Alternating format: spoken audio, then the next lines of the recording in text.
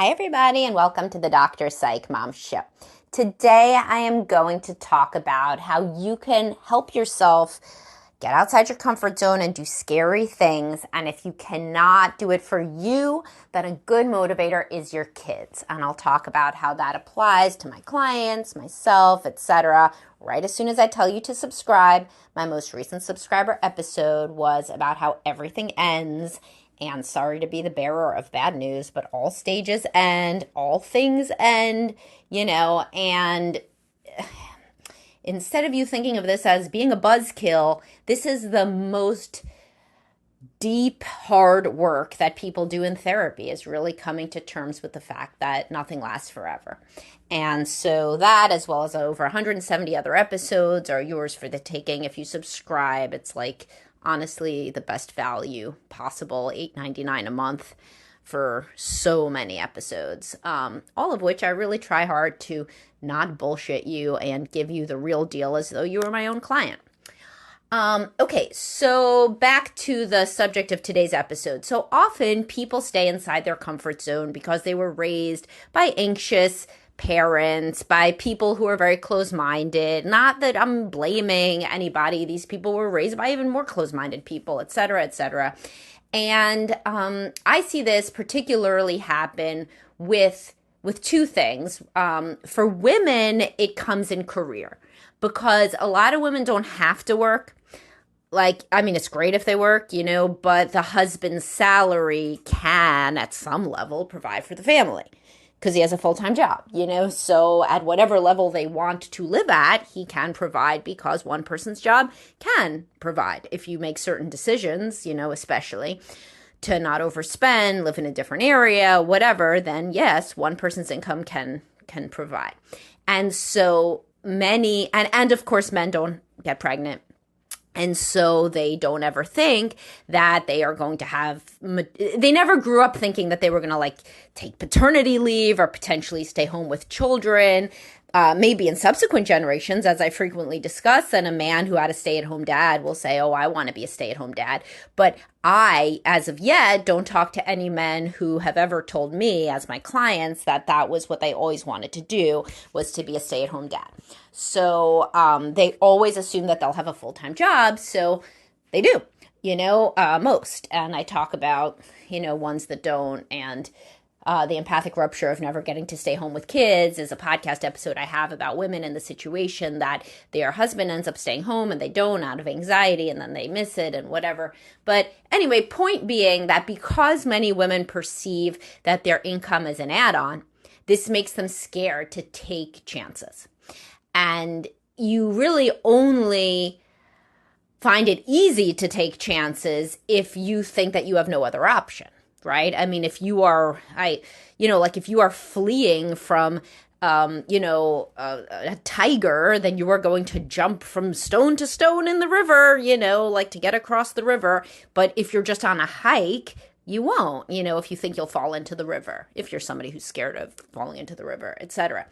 And so if something is really making you do something, right? So to save your baby, you will do a lot more risky things than just for shits and giggles, right? And everybody knows this. So men who feel that they are the primary breadwinner, or women who are the primary breadwinner, will take a lot more chances in their career, push themselves a lot harder, and do scarier things than people who feel that it's a choice to work. So what is a way outside of this? If you feel that you're just coasting through your career as a woman or as a man, because at a certain point you make enough money that you don't have to work any harder, but you may still feel that you're not self-actualizing, that you're just coasting, that your job isn't really very interesting, so you don't push yourself. So what can you use as a motivator? Well, the one that I always use, and especially tell women to use, is their children. What kind of a person do you want your child to see you as? Do you want them to see you as somebody who is scared and somebody who kind of just did exactly what they were supposed to do? Or do you want them to see you as somebody who self-actualizes? And furthermore, do you want them to have the financial security that you could get perhaps if you were at the next level of your career that maybe now you can't, let's say, pay for all of college? Not that you should or need to. I have, in fact, a whole post on, are you overworking because of financial goals that are no longer important to you? That's a post, not a podcast. I think I have similar ones about financial values with in podcast form. But the point being, a lot of people think, yeah, you know what? I wish I had an extra X amount of money for my children. And a lot of women think that they can only get that by maybe saving differently or, allowing their husband to work more or self-actualize in his career. But you can do it too. And so a lot of women after divorce, myself included, are like, oh shit, got to make more money. Or I want to make more money because I'm the only person who's making money now in my own little household, right? And so that's a huge motivator to work more and to put yourself out there in ways that you otherwise wouldn't. So whenever I personally have something that I don't want to do, such as a podcast, at first, I didn't want to do a podcast. As I've said, like all the time, I don't listen to podcasts, and so talking, it puts you out there more. Everything puts you out there more. And as I've talked about over and over in social media, I get so many negative comments. Every day I wake up and a lot of the comments in my social media are negative about me, my looks, my body, my age, how stupid I am, how I don't know anything, how I'm not a real psychologist, how I'm too old or too young or too whatever. I still do get too young from some old people to know anything. I mean, that was a compliment at this point, honestly, but it's intended to hurt me. So it's hard to wake up every day and you get all these comments where people are intending to hurt you. However, it really, really changed the frame for me when I realized that was money in my kids' accounts. You know what I mean? Like that allows me to provide in a way that otherwise I couldn't if I wasn't putting myself out there. So not only do they see that I'm not scared of shit like doing the podcast or doing the social media or whatever exposes me to more negative comments and more hate and more nasty grams, but that also gives me more freedom, right? Because I literally can build my business in a way that I couldn't otherwise because more people reach out, because more people see me, and more people see my podcast. If more people know about me if I have a podcast, more people know about me if I have social media. So if I want to show my kids that I'm really building a big business and I can help all these people, who come in, many to work with me and then they go work with other people at my practice, etc., I wouldn't be able to do that if I didn't take these chances. So for me, the kids, if I don't want to do something, I think, would I like to have the end result of it for my kids, whether that's them seeing me do a new thing or literally the money that I can make? Yep. Always it's yes, I'm never like, no, I think, and that it's okay if they think that I just stay in my comfort zone and don't do much. And, I'm scared really of what people will say, so I don't do it. That's never what I want them to think of me, right? So I spoke about this with why I started TikTok. I think I mentioned this specifically in a podcast, is my middle daughter said to me, oh, why don't you do TikTok? This was like a couple of years ago because I've been doing it already for 2 years at least, I think. And I was like, oh no, I'm too old to do TikTok. And so then I was like, man, do I want to have been the person who said I'm too old to do TikTok? Probably not. So I did TikTok, and TikTok has been fairly a good place to get people. I have at least a few clients from TikTok, and so it's really interesting because I didn't want to be the person that said that to her. I didn't want to be the person that was like, no, I can't because of this fear that I have. And now if she told me to do like something that I, thought about, and I was like, no, you know what? That doesn't make sense. It's not consistent with my values. But my values didn't say anything about TikTok. That was just a kind of a short-sighted, closed-minded perspective that I don't want my child to see me as short-sighted and closed-minded. If I can make fucking $100 off of TikTok, then it's worth it. Why not?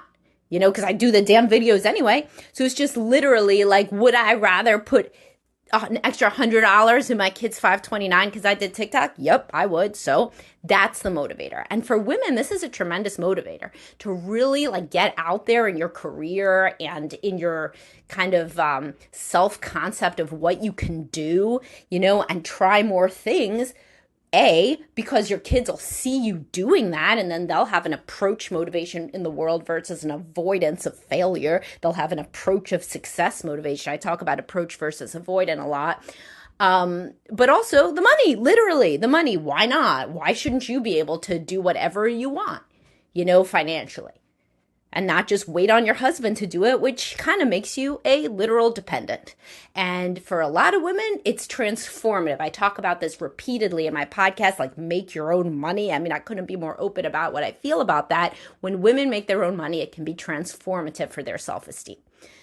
Especially if they were just completely a stay-at-home mom before, often making even a little bit of money is like a major game changer for their confidence level. And their feeling of just being a free person, an autonomous being in the world. And okay, so I talked about it with women. Now, how can men think about it? For men, it's really getting outside your comfort zone emotionally is the major one that I see. So becoming somebody that can tolerate emotions, that can be open-minded, that can engage in a different way, that doesn't just go to work and do their own hobbies and then maybe have a few drinks and go to sleep. Like what they maybe saw their own dad do, dads who were kind of emotionally absent, even if they were physically present. For a man, figuring out how to engage on an emotional level with a wife and with kids can be the transformation. If you saw a dad that was like the dad in Wonder Years, I know I always reference that poor character, but he's like the epitome of an emotionally unavailable guy, right? And if you don't want to be that guy, and you can go back and watch it, it's a good show, then learning how to be more present, more positive, more emotional, more complimentary to your wife and to your kids. The guy who comes in through the door and gives your wife a big kiss and says, "You look great today, honey. How can I help?" Right? Like that is the guy that maybe that a lot of men that I work with find it really difficult to be. To put themselves out there feels exposing, to be like too enthusiastic, to be like kind of too emotional. Instead, they want to be stoic and mostly divide their time between work and either hobbies or drinking or some other addictive behavior. And instead to be like truly in it to win it with your family, especially your wife, to show your kids a loving, emotionally close and supportive relationship, to not think in terms of zero sum. Am I being a pussy? Who's winning in this interaction? Is my wife giving me more than I'm giving her? Which is how a lot of guys are trained to think. Like they don't want to be some kind of a pussy where you should really read the book More Than It Hurts You. I recommend this only to a few clients, but it really is a good book. And the guy, it's by Darren Strauss, the guy, the husband in it, he really will not put himself out there.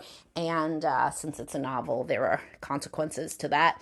But anyway, the point is for a woman, it's sometimes putting yourself more out there, for career that can impress the kids, that can make you feel like you're really being the role model you want to be. For men, it's emotional. Do you want your kids to think of you the way you thought of your father, as kind of cold and a dick and emotionally reserved, if not just kind of, again, a dick? Or do you want your kids to see you as like this like positive, kind of like emotionally open leader in the family, like the person who sets the tone in a positive way, the person who is an enthusiastic participant, proactive, the guy that they can really go over to and they know that their dad is going to be open and look at them and make eye contact and smile, and their mother relies on their father and they rely on their father, and their father is like an emotional center of the family.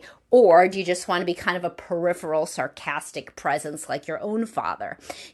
Thinking about your children and breaking the cycle where like a man is expected to only be like stoic and sarcastic or absent, that can be a huge, huge motivator for a lot of men. Thinking about like, do I want to engage now and play a game with my kids? I don't.